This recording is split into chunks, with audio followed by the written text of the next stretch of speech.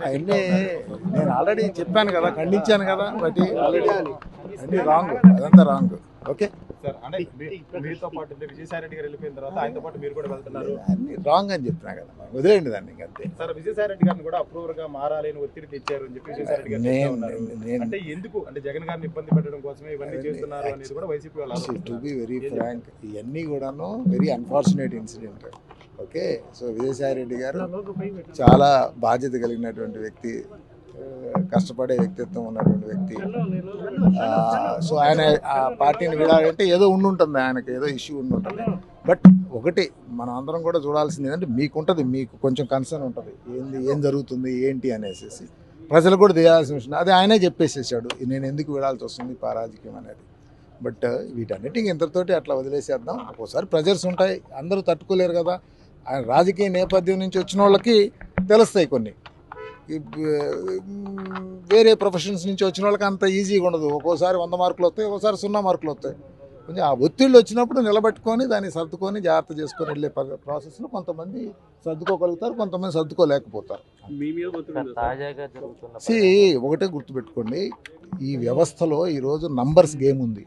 Numbers గేమ్లో ఒత్తిళ్ళు ఉంటాయి, లేకుండా ఎట్లుంటాయి.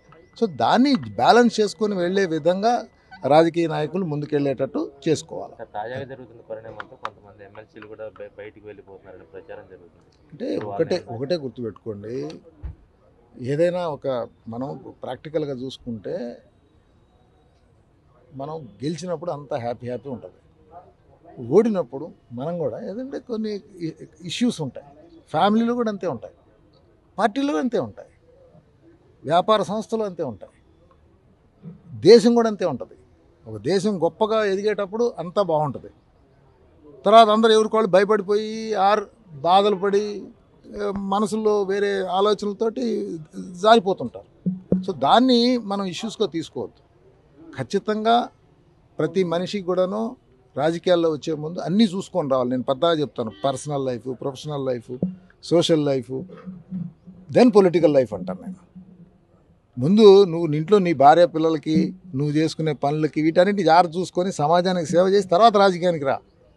అంతేగాని నేను డైరెక్ట్గా రాజకీయానికి వచ్చిన కాడి నుంచి ఇక్కడ దీంట్లో ఉండే ప్రెజర్స్ని మనం అడ్రస్ చేయకుండా మళ్ళీ ఇంట్లో అక్కడ ప్రాబ్లమ్స్ని వీటన్నిటి ప్రొఫెషనల్ ప్రాబ్లమ్ అన్నీ ఇబ్బంది పడిపోతూ ఉన్నారు. సో వాటిని బ్యాలెన్స్ చేసుకొని వెళ్ళే విధంగా రాజకీయ నాయకులు రావాల్సిన అవసరం ఉంది. ఉంటారండి, ఉండకుండా ఎట్లా ఉంటాయి, చాలా ఉంటాయి. పార్టీ అన్నీ సరిగ్గా చేసుకొని ఉంటే మేము గెలిచే ఉండేవాళ్ళం. సో కొన్ని ఇబ్బందులు ఉన్నాయి, పొరపాట్లు జరిగి ఉంటాయి. ఓకే, సో దాన్ని భవిష్యత్తు ఎలా ఉండబోతుంది, భవిష్యత్తు లేదు అంటే టు బి వెరీ ఫ్రాంక్, అంటే నేనేంటంటే రాజకీయాన్నిగా ఈ టైప్లో అట్లా ప్రతిసారి ఒక ఇష్యూ రాగానే మాట్లాడకూడదు.